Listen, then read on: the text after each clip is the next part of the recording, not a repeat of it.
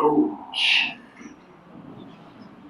सभी प्रेम से बोलिए ओम शांति, ओम शांति, ओम शांति, ओम शांति, ओम शांति।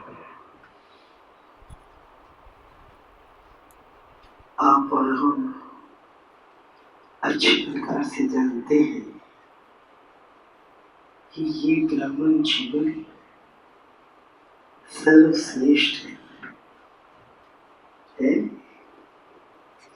अभी सर्वश्रेष्ठ जीवन कैसे मिला? ये प्रभु उपहार के रूप में हम सबको मिला। ऐसे है उस परमपिता परमात्मा ने प्रसाद कहो, वरदान कहो, उपहार के रूप में हम सबको दिया। तो हम सबका क्या कर्तव्य है? इसको ज्ञान से, गुणों से, शक्तियों से सुसज्जित करना। अब प्रश्न उठता है कि इस ब्राह्मण जीवन का फाउंडेशन निश्चय है। अब वो निश्चय की नींव कैसे पड़े? जैसे आप देखेंगे इस खुशनुमा भवन में आप बैठे हैं, ये भवन बहुत सुंदर और बहुत विधि विधान से बनाया गया है और इसकी फाउंडेशन बहुत बहुत मजबूत है। फाउंडेशन मजबूत है तो भवन भी मजबूत होगा। तो हम इस ब्राह्मण जीवन को दिव्य गुणों से, दिव्य शक्तियों से संपन्न करना चाहते हैं। तो उसके लिए आत्मनिश्चय, परमात्मा निश्चय की नींव बहुत गहरी और मजबूत होनी चाहिए। क्योंकि जब तक ये नींव गहरी नहीं है, मजबूत नहीं है, तब तक हमारी ब्राह्मण जीवन की वायु की अनुभूतियां भी हमें नहीं हो सकती है। अब इस नींव को मजबूत करने के लिए प्राण बाबा ने हम सब बच्चों को ज्ञान का तीसरा नेत्र दिया और ज्ञान का तीसरा नेत्र देकर हम सब का ध्यान इस बात की ओर खिंचवाया कि तू जीवन की प्रयोगशाला के अंदर रहकर इस ज्ञान नेत्र को खोल के चलना। और जिस तरह इस ज्ञान नेत्र को हम खोल के चलते उतना हमारे जीवन के अंदर सुषुप्त शक्तियां जागृत होती है, जो ही हमारा जन्म सिद्ध अधिकार।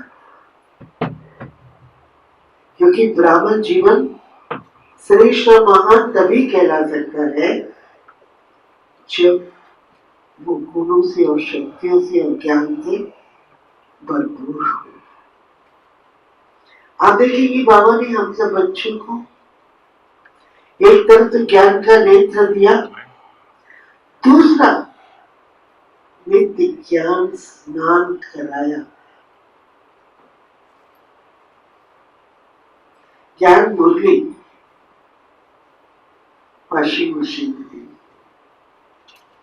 जैसे वॉशिंग मशीन के अंदर पुराने मैले गंदे कपड़े डाल देते हैं तो थोड़ी देर के बाद वो कपड़े साफ सुथरे होकर के बाहर निकलते हैं। ठीक इसी प्रकार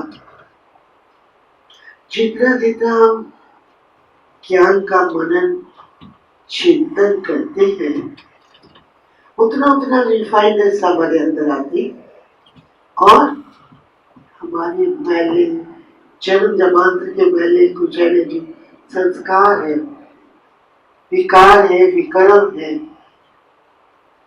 वो ज्ञान के मनन चिंतन से साफ शुद्ध हो जाते हैं। राम बाप दादा ने हम बच्चों के मनोबल को श्रेष्ठ बनाने के लिए इस ईश्वरीय विश्वविद्यालय के अंदर 4 सब्जेक्ट रखे, ज्ञान, योग, धारणा और सेवा। हम सबका नित्य ध्यान इस बात की ओर खिंचवाया कि अगर तुमको अपने निश्चय को मजबूत करना है, क्योंकि निश्चय ही सर्व प्राप्तियों की धुरी है। अगर निश्चय श्रेष्ठ नहीं, निश्चय सशक्त नहीं, निश्चय की नींव मजबूत नहीं, तो प्राप्तियां भी जीवन के अंदर नहीं हो सकती। तो निश्चय की नींव को मजबूत करने के लिए और सर्व प्राप्तियों की अनुभूति कराने के लिए राम बाप दादा ने हमारा ध्यान ज्ञान की तरफ, ज्ञान की गहराई में जाओ, योग का मनन चिंतन, योग साधना का रोज अनुभूति योग साधना के द्वारा करो और धारणा युक्त जीवन बनाओ। तब तुम किसी की सेवा करोगे तो सेवा में सफलता मिलेगी। इन 4 सब्जेक्ट के साथ साथ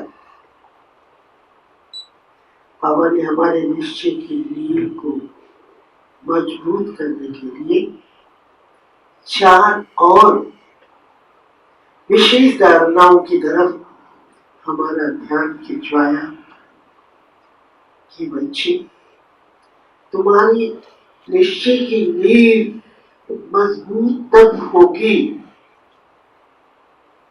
या तुम प्राप्तियों से संपन्न तब बन सकोगे जब तुम्हारा मन, वचन, कर्म का शुद्धिकरण होगा, अर्थात ब्रह्मचर्य की धारणा होगी।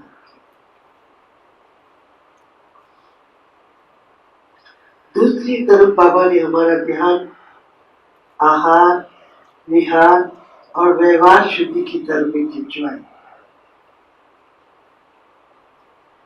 तीसरी तरफ बाबा ने हमारा ध्यान सत्संग, चौथी तरफ हमारा ध्यान बाबा ने दिव्य गुरु की तरफ। तो हम सबके मनोबल को सशक्त बनाने के लिए, हम सबको बवी बनाने के लिए, जहां 4 सब्जेक्ट की तरफ हमारा ध्यान खिंचवा है, वहां 4 धारणाओं की तरफ भी हमारा विशेष ध्यान खिंचवाया गया। और जितना जितना हम इसके अनुकूल चलते हैं, सेल्फ रियलाइजेशन करते हैं, सत्य का बोध हमें होता है, तो जहां सत्य है वहां सब कुछ है। परमात्मा पिता को भी हम बड़े प्यार से भक्ति काल में भी और आज भी बोलते हैं, सत्यम शिवम सुंदरम। शिव ही सत्य है, शिव ही सुंदर है, शिव ही कल्याणकारी है। तो उस कल्याणकारी पिता ने हमारे निश्चय की नींव को मजबूत करने के लिए, हमारा कल्याण करने के लिए हमें सत्य का बोध कराया। सत्य में तू क्या है? आप देखेंगे भक्ति काल में हम लोग बहुत भक्ति करते हैं, परंतु भक्ति के बाद हमारे अंदर शक्ति नहीं आती। हम जो अपना जीवन व्यतीत करना चाहे वो नहीं कर पाते थे। और कभी कभी सोचते रहते, इसके आगे क्या है, इसके आगे क्या है, इसके आगे क्या है ना। परंतु जब हमें ज्ञान मिला, हमारा ज्ञान नेत्र खुला, हमारे अंदर समझ आ गई कि आत्मा क्या है, परमात्मा क्या है, और आत्मा परमात्मा के संबंध के बिना, योग के बिना,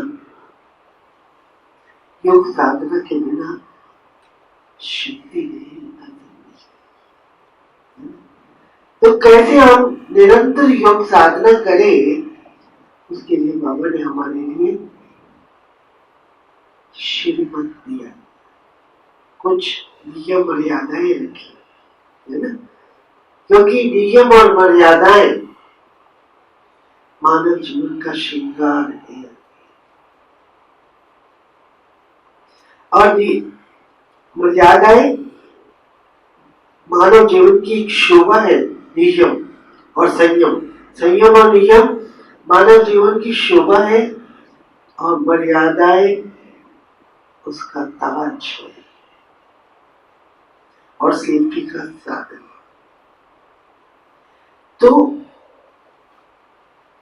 जहां हमारे को एक लक्ष्य दिया कि बच्चे तुम देवात्मा बन सकते हो, हमारे को ज्ञान नेत्र देकर हमारे अंदर आदि अनादि समृद्धियों को जागृत किया, हमें सत्य का बोध कराते हुए हमें आदि अनादि समृद्धियों को जागृत किया, और साथ साथ हमारे अंदर यह समृद्धि भी जागृत कर दी कि बच्चे तू ही पूज्य है, तू ही देव है, तू ही इष्ट है, तू ही विश्व का परिवर्तक है, तू ही राजयोगी है। इतनी ऊंची समृद्धियां बाबा ने हमारे अंदर जागृत करके हमारे अंदर नेचुरल चेंज किया। हमने ये देखा, साकार बाबा के सामने कोई भी बच्चा आता तो बाबा पूछता तेरा नाम क्या है, तो वो बोलता मेरा नाम चरण दास है, या मेरा नाम सुंदर दास है। तो बाबा एक सेकंड में बोल देते बच्चे अब तू दास नहीं है, नाम का ही नामकरण कर देते, तू दास नहीं है, बहुत दासता तुमने कर ली, अब तू चरण दास नहीं, चरणों का दास नहीं हो, तुम धूल नहीं हो, तुम मस्तक की मणि हो, तुम माया नहीं हो, तुम गीता हो, तो तुम सुंदर दास नहीं हो, सुंदर लाल हो। तो आप देखेंगे जैसे हमारे अंदर की समृद्धियां चेंज हुई, वैसे ही मनोस्थिति भी चेंज होने लगी, क्योंकि समृद्धि से ही वृत्ति बनती है, वृत्तांत बनता है, वायुमंडल बनता है। तो अगर हमारी समृद्धि जो है वो श्रेष्ठ हो गई तो हमारी वृत्ति भी श्रेष्ठ होगी, और वृत्ति श्रेष्ठ है तो कर्म भी श्रेष्ठ होगी, संस्कार भी श्रेष्ठ बनेंगे, है ना। तो मेन मुद्दा है संस्कारों को चेंज करना, है ना। तो संस्कार पहले क्या थे हमारे, हम जब भगवान के घर में आए तो क्या संपत्ति लेकर के आए थे, मैं नीच हूँ, मैं पापी हूँ, मैं कामी हूँ, मैं क्रोधी हूँ, मैं लोभी हूँ, विषय विकार मिटाओ, पाप और देवा, ये समृद्धियां लेकर के आए थे। परंतु जैसे ही यहाँ ज्ञान मार्ग के अंदर आए तो बाबा ने हमारे अंदर नेचुरल चेंज लाने के लिए, हमारे निश्चय की नींव को, हमारी कॉन्शियस को चेंज करने के लिए हमारी समृद्धियों को ही चेंज कर दिया। तो जैसे समृद्धि हमारी चेंज हुई, हमारे अंदर ये ज्ञान हो गया, हमारे को एक लक्ष्य दिया गया, नर तो ऐसी करनी कर नारायण पद पा, नारी तो ऐसी करनी कर जो लक्ष्मी पद पा। तो हमारी समृद्धियां चेंज हो गई, तो हमने हमारी रियल आंख खुल गई तो हमने अपने आप में अटेंशन देना शुरू किया कि मैं नीच पापी कामी करती नहीं, मैं तो एक शुद्ध और पवित्र आत्मा। और जब मेरे को ये निश्चय हुआ कि मैं शुद्ध हूं, मैं सत्य हूं, मैं शाश्वत हूं और मैं एक चमकती हुई ज्योति हूं, और वो जो संसार का अंधकार मिटाने वाली है। तो जब मेरे को ये समृद्धि जागृत हुई, मेरे में ये निश्चय बैठा, तो क्या हुआ, मेरे अंदर मेरा मनोबल अपने आप में स्ट्रॉन्ग होने लगा। अपने आप में मैंने ईश्वरीय जो श्रीमत मिली मेरे को, जो ईश्वरीय मर्यादाएं मिली, उसका पालन करना शुरू कर दिया। और जैसे जैसे मैंने उसका पालन करना शुरू किया, उससे पहली श्रीमत क्या मिली, बच्चे देह का मान, देह की धर्म, देह के संबंध, देह के वस्तु व्यक्ति वैभव से ऊपर उठ।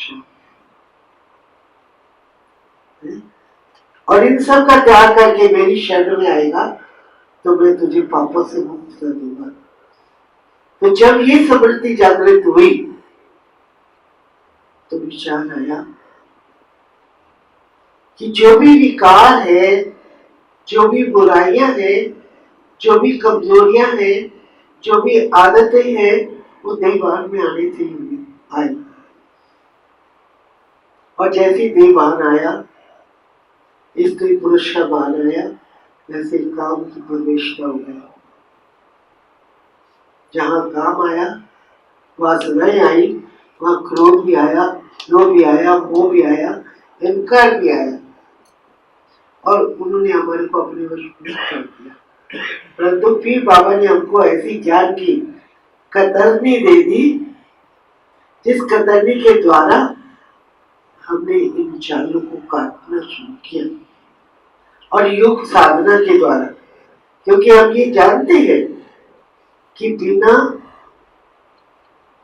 त्याग के, बिना तप के, बिना वैराग्य के निखार नहीं आ सकता। क्योंकि त्याग से तेज जाता है, तप में बल मिलता है, वैराग से निखार आता है। तो हम आत्माएं जैसे जैसे त्यागी बनती गई, तपस्वी बनती गई, एक की लगन में मगन होती गई, तो वैराग आ गया, विरक्त भावनाएं पैदा हो गई। और जब विरक्त भावनाएं पैदा हुई तो आत्मा अपने आप में बिखरने लगी। जैसे आप देखिए, जब भट्टी के अंदर कोयला डालते हैं, काला कोयला, वो क्या करता है काला कोयला, जब भट्टी के अंदर डालते तो लाल हो जाता है, लाल के बाद फिर सफेद राख बन करके निकलता है। ऐसे ही जब हमें ये ज्ञान मिला, समझ आ गई, हमारे को निश्चय बैठना शुरू हुआ कि मैं शुद्ध हूं, मैं शाश्वत हूं, मैं सत्य हूं, मैं मास्टर सर्वशक्तिवान हूं, मैं गति सदी गति दाता की पुत्र हूं, मैं भाग्य विधाता की सेवा के अपना भाग्य का विधान करने वाली श्रेष्ठ और महान आत्मा हूं। जब मुझे ये ज्ञान हुआ और मैंने निश्चय किया अपने ऊपर और साथ साथ योग साधना की, तो मेरे अंदर एक ऐसी ज्वाला पैदा हो गई, एक ऐसी शक्ति पैदा हो गई, जिसका निरंतर मैंने अभ्यास करना शुरू किया। ईश्वरीय जो नियम मर्यादाएं और श्रीमत मैंने मुझे मिली, मैंने उसको अपने जीवन का एक अंग बना लिया, अपनी धारणा बना ली। तो उससे क्या हुआ, मेरा मनोबल सशक्त होता गया।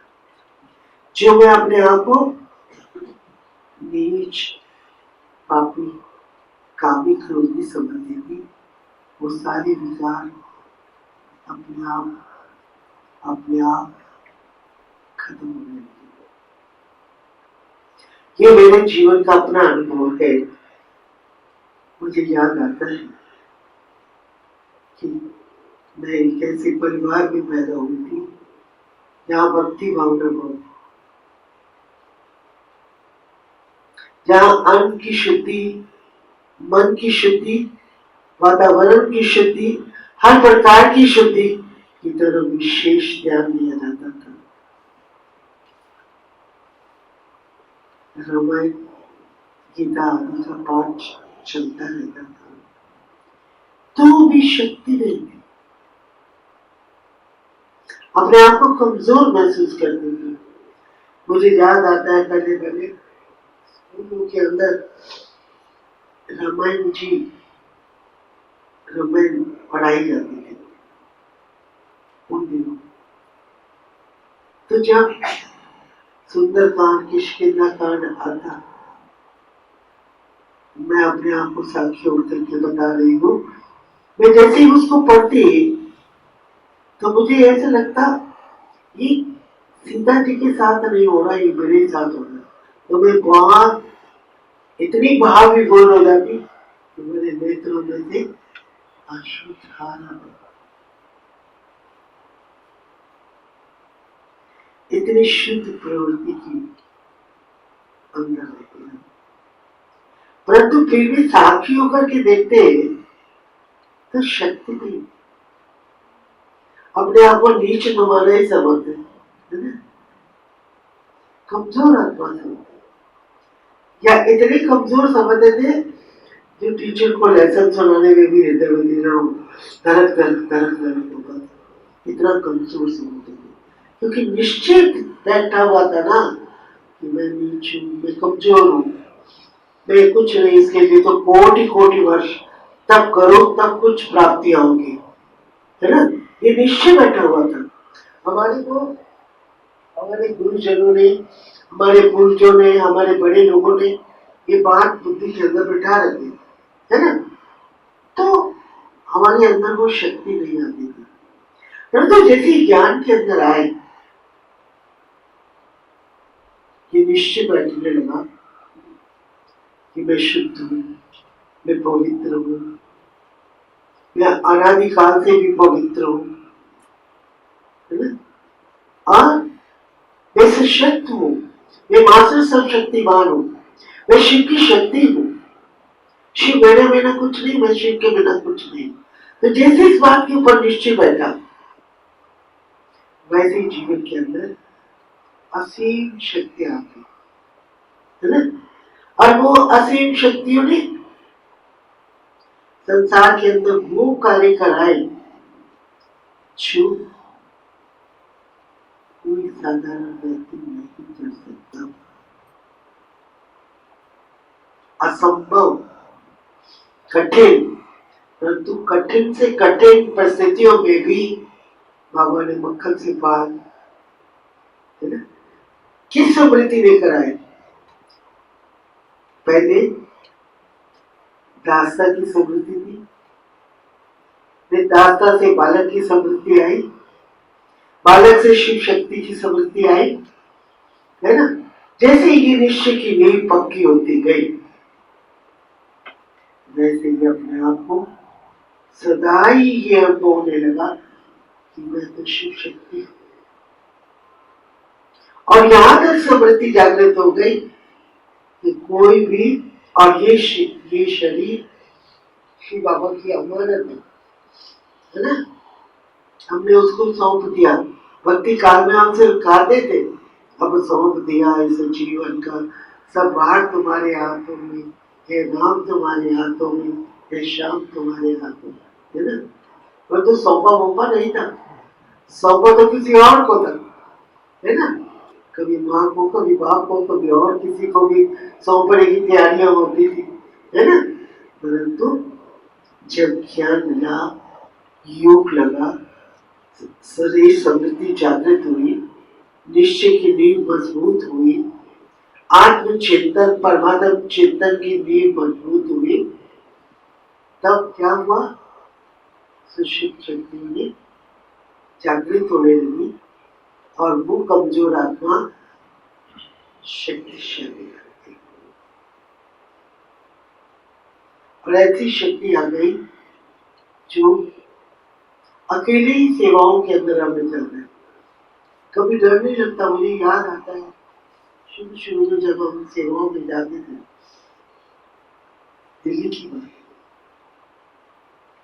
बस में अकेले जब हम फरीदाबाद जाते थे, अपने इंद्रप्रस्थ दिखपुर किसी ने देखा है या नहीं, अकेले उस समय चारों तरफ अंधकार मैदान, उस समय अकेले शुक्र करेंगे। कोई आपके पास से पूछता, बेच आप इतना ज्ञाते हो, आपको डर नहीं लगता? तो बड़े मुझसे क्या विचार होता, आपको दिखाई नहीं पड़ता मेरे साथ भगवान हो, मैं अकेली नहीं हूँ, मेरे साथ मेरा लक्ष्य, मेरा मानक हो। तो वो कहाँ से शक्ति आ गई जो अपना एक टीचर को लेसन सुनाते हुए भी धड़क रहा है? और आज उस आत्मा के अंदर इतनी शक्ति आ गई, जंगल के अंदर खड़ी है। जंगल में खड़ी होते हुए भी प्रोटेक्शन किसकी? जिसको चिंताइयां मार सके न को, बाल ना बंका कीजिए, चाहे सारा जग मैली हो। ठीक है, तो ये है निश्चय की नींव को मजबूत। परंतु जितना जितना हम श्रीमत का पालन करते हैं,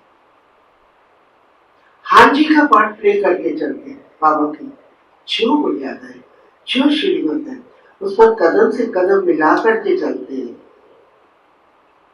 तो कदम कदम मिलाने से क्या मिलेगा? पदम। आपने कई बार सुना होगा, कई पुराने भी है इसके अंदर, बाबा ने कहा तुम्हारे कदमों में पदम है बच्ची। सुना ये बात? अब वो पदम क्या है? कोई हीरे ज्वाला तुमने? हाँ, जैसे एक पद्मापति व्यक्ति की महिमा यशोगान होता है, उससे भी ज्यादा यशोगान जहां तू कदम रखेगी वहां होगा। तो क्या पदम पति से कम है? ये किसने कहा? भगवान ने कहा। परंतु ये भी कहा तू जितना निश्चय की नींव को मजबूत करता हुआ चली जाएगी, जितना श्रीमत का पालन करती हुई ईश्वरीय यह मर्यादाओं को साथ लेके चलेगी, जितना अमृत वेला तरह पावरफुल होगा, क्योंकि ये सब शक्तियां अमृत वेले से प्राप्त होनी शुरू हुई है। अमृत वेले की तरह, पहला ब्रह्मचर्य, दूसरा अमृत वेला।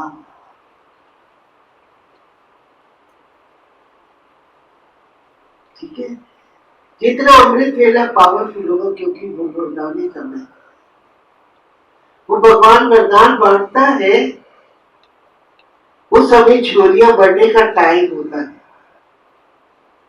उस वरदानी समय में अगर हम नींद करते रहेंगे, अलर्ट होकर के नहीं बैठेंगे, तो वो शक्ति ले सकेगी, वरदान दे सकेगी? नहीं दे सकते ना। तो अमृत वेले की तरफ भी ध्यान देना परम आवश्यक। अमृत वेले के साथ साथ ज्ञान मूल्य का मंथन सुनना, सुनाना, मनन करना बहुत जरूरी है। अब देखिए हमारी ज्ञान की दादी हमेशा कहती थी कि 8 बजे तक किसी से कुछ नहीं कहना, ज्ञान का मनन चिंतन करो। क्यों कहती? और बाबा भी क्यों कहता ज्ञान का मनन चिंतन करो, ज्ञान की जुगाली करो? बाबा गाय का मिसाल देता, जैसे गाय घास करने की खाने के बाद जुगाली करती है तब तो दूध देती है। तो बच्चे तुम सेवा तब कर सकोगे जब ज्ञान को अपना बनाओगे, उसका मनन चिंतन करते करते अपने स्वरूप के अंदर लाओगे, अपने संस्कारों का शुद्धिकरण करोगे, अपने आप को सत्व प्रदान बनाओगे।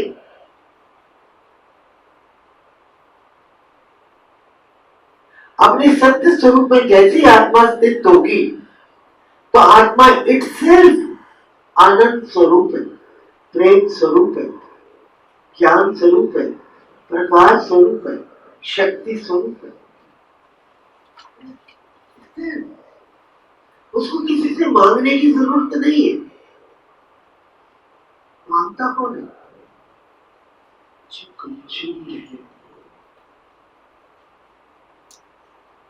बाबा ने हमें मांगने से बचाया। का बच्चे मांगने से मरना बना। बाबा कहते तुम मेरे से भी नहीं मांगो, तू अपने आप को ये सब उत्तराधिकारी बनाओ, ऐसा सशक्त बनाओ, ऐसा संपन्न और संपूर्ण बनाओ जो मेरे से भी मांगना पड़े, क्योंकि तुम राजा के पुत्र, राजकुमार, राजयोगी। परंतु राजयोगियों को विधि विधान के अनुकूल तो चलना पड़ेगा। आप देखेंगे संसार के अंदर भी कोई विद्यालय बनता है, कोई संस्थान बनता है, उसके कुछ नियम मर्यादाएं होती है ना? और बिना नियम मर्यादाओं के उस संस्थान को चला करके तो दिखाओ। जैसे आप देखेंगे फौज है, फौज के अंदर भी बहुत नियम मर्यादाएं होती है, परंतु उसमें मान सम्मान दोनों का अपने अपने स्टेटस के अनुकूल मिलता है उनको।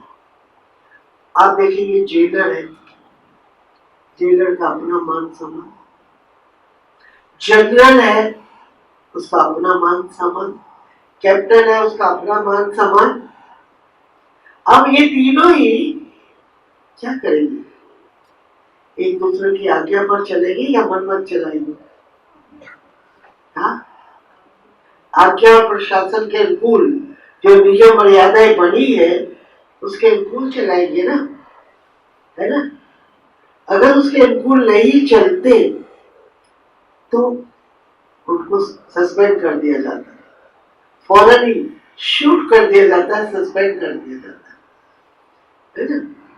इसी प्रकार प्रधानमंत्री की अपनी मान मर्यादाएं हैं, राष्ट्रपति की अपनी है, सबको उसके अनुकूल चलना पड़ता है। इसी प्रकार इस ब्राह्मण परिवार की अपनी मर्यादाएं है, नियम है, उसके अनुकूल चलना ही पड़ेगा।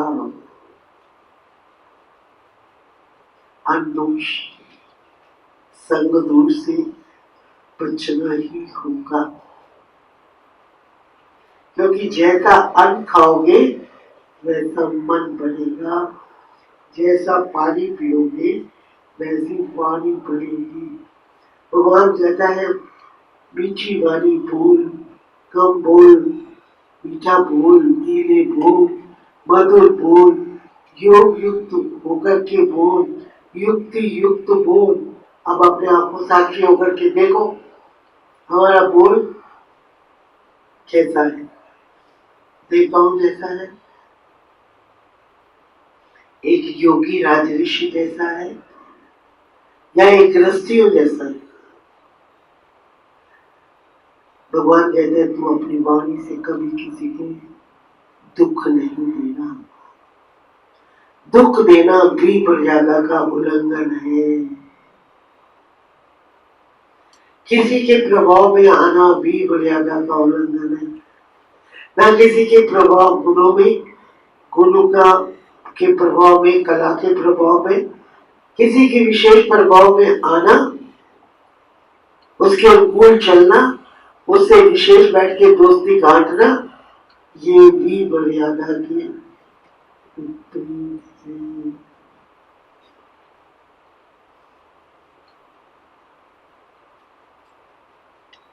परंतु आज इस बात की तरफ ध्यान दिया जाता है। हाँ, जो श्रेष्ठ एक लीडर बनने वाली आत्माएं हैं, जो महान बनने वाली आत्माएं हैं, वो इन बातों की तरफ थोड़ा ध्यान देते कि मुझे किसी के प्रभाव में नहीं आना, ना किसी को अपने प्रभाव में लाना। मुझे सदा यही बात का अटेंशन देना है कि मैं जिसको भी ज्ञान सुनाऊं, जिसकी भी सेवा करूं, उसका योग उस परम शक्ति परमात्मा के साथ जुड़ा, ना कि अपने साथ। प्राप्तियां मेरे से नहीं होनी है, मैं भी उस दाता से लेती हूँ, इसका योग भी उस दाता के साथ ही होना चाहिए। आपको क्या बताए, पहले बहुत नियम कट्टर होते, आज थोड़ा थोड़ा ढीला हो गया। तभी आप देखेंगे वो समझ स्थितियों में चमक दमक नजर नहीं आती। आज नहीं तो कई इसमें से पुराने योगी बैठे होंगे, बच्चे, उनके चेहरे में वो रूहानियत नजर नहीं आती। चेहरा चलन में वो चमक और दमक और नशा, खुमारी, मस्ती नहीं दिखाई देती। कारण सुराग, कहीं ना कोई अलबेलापन है, आलस्य है, कहीं ना कोई ईश्वरीय मर्यादाओं का उल्लंघन है, कुछ छोटे मोटे सुराग है जो कमा रहे हैं, वो जमा नहीं हो रहा, वो बहता जा रहा है।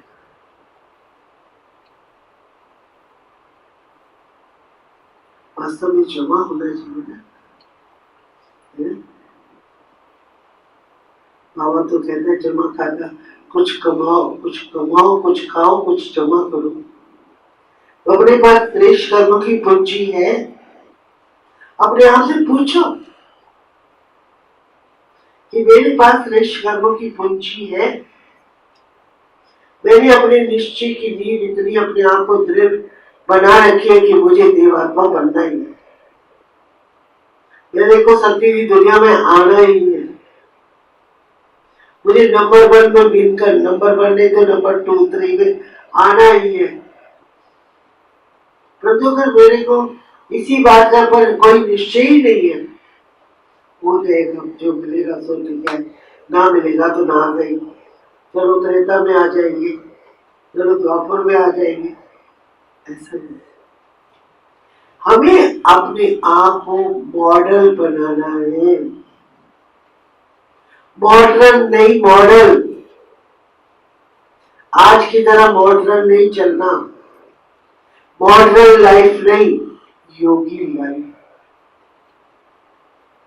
योगी लाइफ के लिए हाँ क्या करना पड़ेगा, जितेंद्रिय बनना है ना, जितेंद्रिय।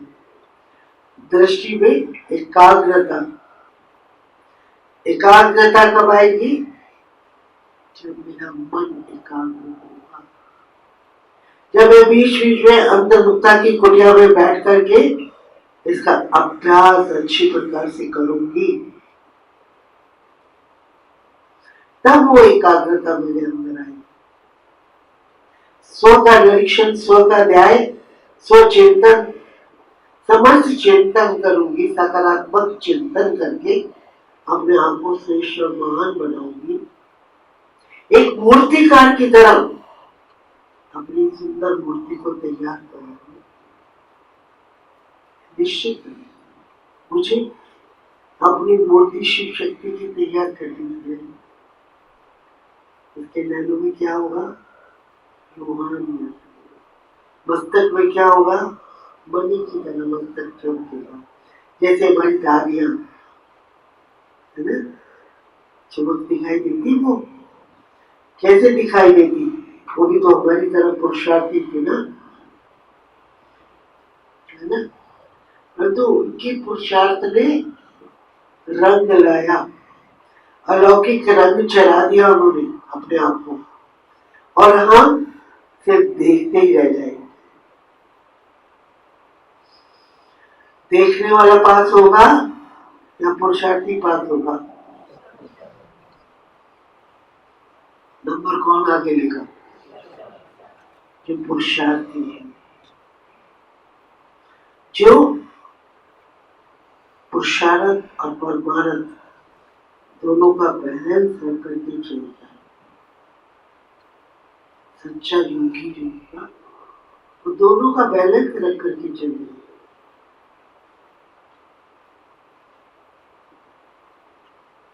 और ईश्वरीय मर्यादाओं के अनुकूल अपनी स्व की स्थिति बनाए। कहते कर्मातीत बनना है, और सारा दिन कर्म ऐसे करते हैं जो कर्म बंधन में फंसने वाले होते हैं, है ना। अब जो कर्म बंधन में फंसने वाले कर्म करेंगे, एक दूसरे में आसक्त होकर के कर्म करेंगे, एक दूसरे का हिसाब किताब बना करके कर्म करेंगे, लेन देन के सांचे के अंदर फंसे रहेंगे, तो हिसाब किताब बनेंगे या कटेंगे? हाँ, इसलिए मेरे प्यारे भाई बहनों, आप इतनी दूर से भट्टी करने के लिए आए हो, तो इस भट्टी का उद्देश्य क्या हो? हाँ, मुझे अपने निश्चय की नींव को इतना मजबूत, इतना गहरा बनाना है, नियम मर्यादाओं के अनुकूल अपने आप को चलाना है ना, ठीक है। और ईश्वरीय मर्यादा में भोजन का पता है परहेज।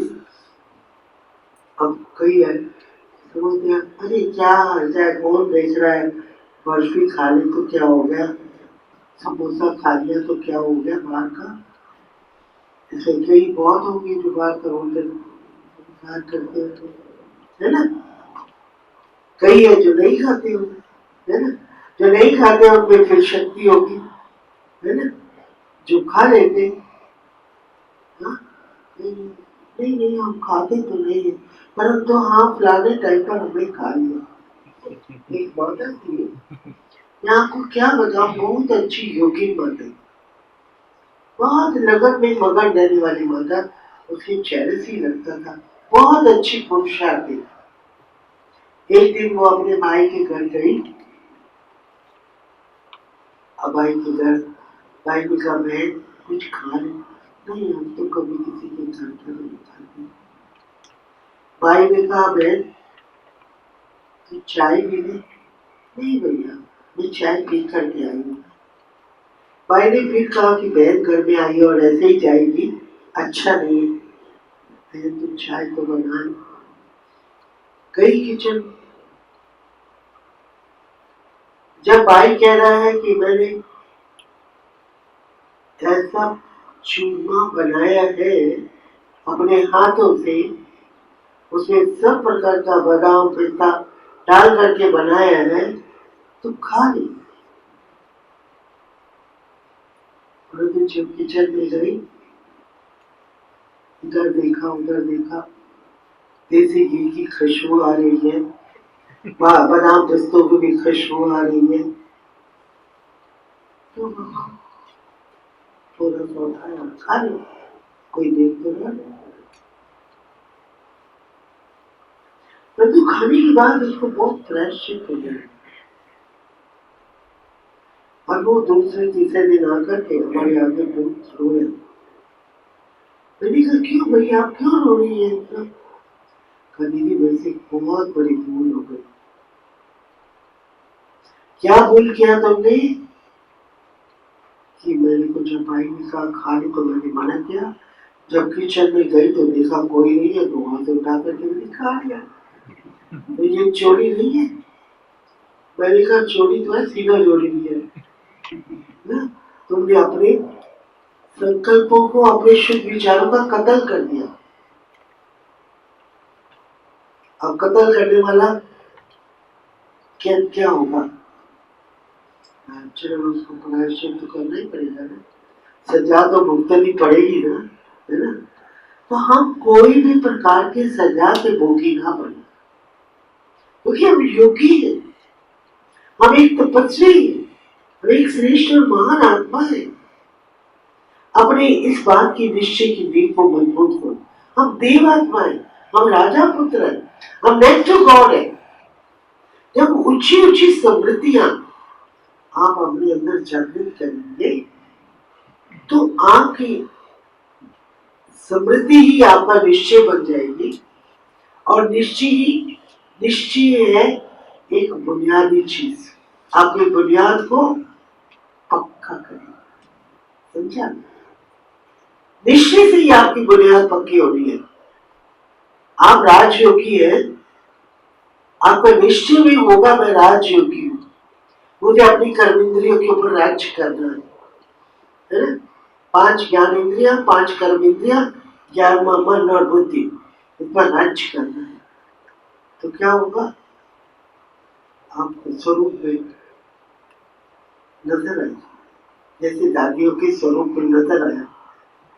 आप देखेंगे कई ऐसे बाबा के बच्चे सफेद कुर्ता पजामा तो सब पहन लेते हैं, परंतु कईयों की पर्सनालिटी से, कईयों के वाइब्रेशन से, कईयों के हाव भाव से, कईयों के बोल से नजर आते हैं, और कईयों के बोल से ऐसा लगता है कि ये साधारण आत्मा है, चाहे कितने वर्ष तक कर लिया, परंतु निश्चय की नींव कमजोर है।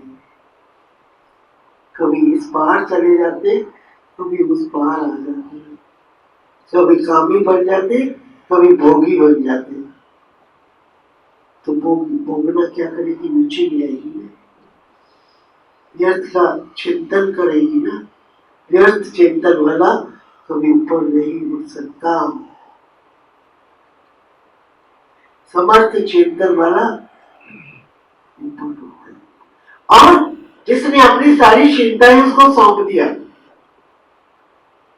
जब बाबा का चित्र याद करिए तो चिंता मत कर, मैं बैठा हूं, ये समझ लिया तू ही करण करावन आ रहा है, ये तेरी गोदी में बैठी जैसे करे। अब मैं अर्पणम समर्पणम की भावनाओं को जागृत करा।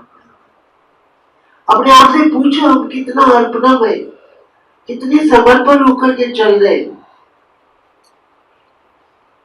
सिर्फ हमारा जीवन भक्ति काल की तरह तो नहीं है, अब सौंप दिया सब कुछ, परंतु प्रभु तू मेरी सब चीजों को हाथ नहीं लगाना, फिर भी ये मेरी है।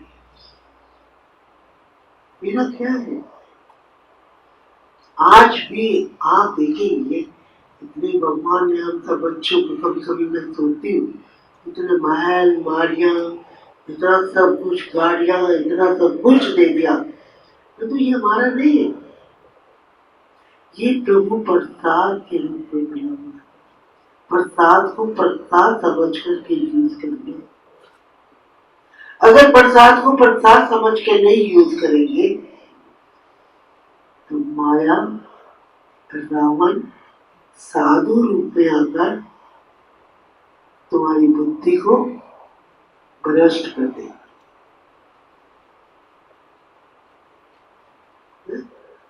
अच्छा, तो इसलिए सदा माया को कभी भी साधु रूप में अपने पास नहीं आने देना, ना स्वाधु रूप में अपने पास आने देना। समझा? सावधान होकर उसके लिए सरल दरवाजे बंद। हमने कहा योग का किला इतना मजबूत कर लो तो माया किसी भी दरवाजे में प्रवेश कर करे। वो तब होगा जब आपकी समृद्धि ये आएगा, मैं शिव शक्ति, मैं विश्व परिवर्तक हूँ, मैं मास्टर सर्वशक्तिमान हूँ, मैं भाग्य विधाता हूँ, मैं वरदानी आत्मा हूँ। जब इतनी ऊंची समृद्धियां अपने अंदर जागृत हो जाएंगी और आप वार्ड लगा करके, योग की वार्ड लगा करके चलेंगे, तब अगर योग की वार्ड लगाई नहीं, ट्रैफिक कंट्रोल किया ही नहीं, चार्ट देखा ही नहीं, चार्ट बनाया ही नहीं, साक्षी होकर के अपने आप को देखा ही नहीं, तो स्थिति इतनी श्रेष्ठ और महान कैसे हो सकती है? नहीं। और मैं वो बात बता रही थी कि बाबा कहता है तेरे कदमों में पदम हो, है ना? तो वो पदम प्राप्त हो सकते हैं। आप पद्मा पदम भाग्यशाली आत्मा बन सकते हैं, वो आपके ऊपर डिपेंड करता है। चॉइस कर लो, अपना इलेक्शन कर लो, ठीक है? इस पर मुझे एक प्रसंग याद आता है।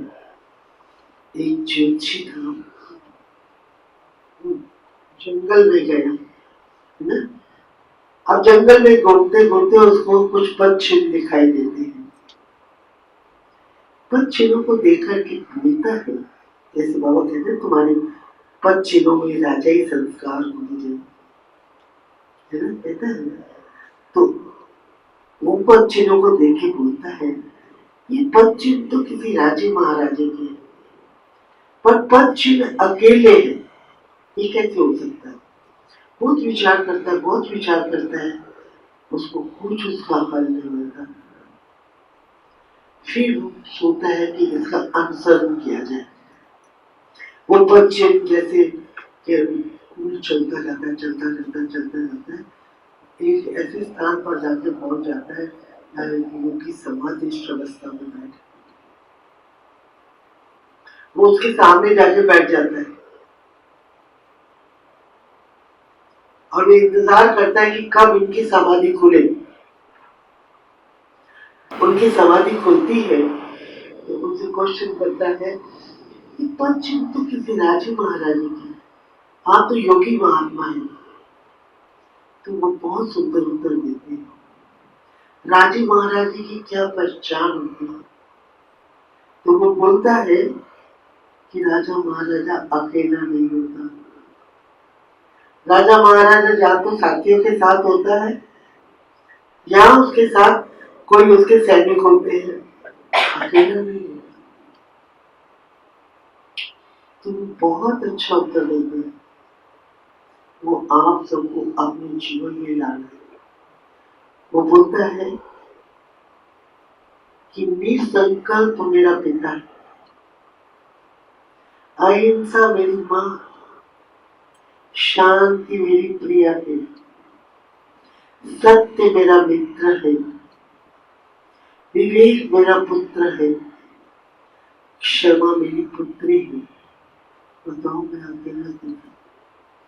कुमार कुमारियां जो सामने बैठे हुए हैं वो ये धारणा को अपना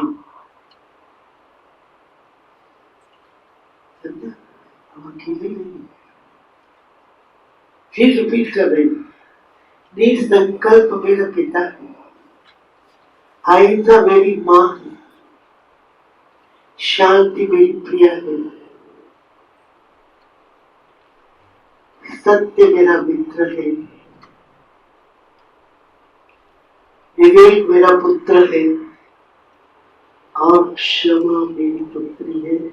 मैं अकेला नहीं। तो मेरे प्यारे भाई बहनों, हम अकेले नहीं हैं, इसका साथी है भगवान। उसको क्या करेगा? आंधी और तूफान। ठीक है, तो अपने निश्चय की नींव को मजबूत कीजिए और ईश्वरीय नियम मर्यादाओं की रेखाओं के अंदर रहिए और एक तपस्वी जीवन व्यतीत कीजिए। सदा साधना में लगे रहिए निरंतर, जब तक अपने आप को संपूर्ण स्थिति तक नहीं पहुंचाएंगे। तो क्या होगा, एक शक्ति अपने आप हमारे पास आएगी। अगर आलस और बेलेपन को बीच में बुला लोगे तो थोड़ी बैक टू दी पवेलियन चले जाओगे, फिर होश आएगा, फिर आगे बढ़ोगे, फिर पीछे जाओगे, तो सारी एनर्जी आपकी हार और जीत में, आगे पीछे में हलचल में लगी रहेगी। तो मेरी आप सबके प्रति यही शुभकामना है, शुभभावना है कि अपनी एनर्जी को हार और जीत में सदा जीत में, निश्चय बुद्धि विजयंती, संशय बुद्धि विनश्यन्ति। तो निश्चय बुद्धि, सर पर पहले निश्चय रखिए। आत्मविश्वास एक अमोघ शस्त्र है, इस शस्त्र को बहुत मजबूत कीजिए। और जहां आत्मविश्वास रूपी शस्त्र विद्यमान है, वहां कोई कमजोरी, कोई भी माया का वार आ नहीं। तो आत्मविश्वास को, अपने निश्चय की नींव को थोड़ा मजबूत करते हैं, फिर अपने मनोबल को इतना सशक्त पाओगे। जो बाबा आज बोलता है, तेरी नजर निहार करने वाली खुली, तेरी दृष्टि दूसरों को परिवर्तन करने वाली खुली, तेरी वाणी वरदानी हो जाए, है ना। वो तब हो सकता है जब हम गुप्त पुरुषार्थी बनकर अपनी साधना में लगे रहे। ठीक है। ओम शांति शांति शांति।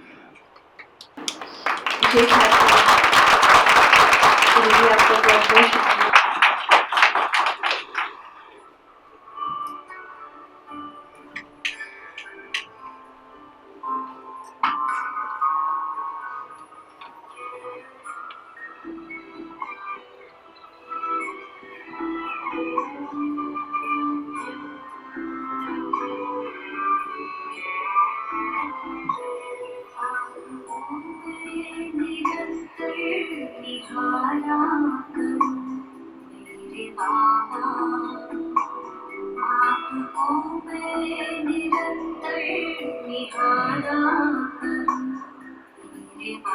बहुत छवि अंतर में अपने उतारा करूं मेरे बाबा, छवि अंतर में अपने उतारा करूं मेरे बाबा। आप है साथ में, आप है पास में, आप है साथ में, आप है पास में, फिर भी प्यार से तुमको पुकारा करूं मेरे बाबा, फिर भी प्यार से तुमको पुकारा करूं मेरे बाबा।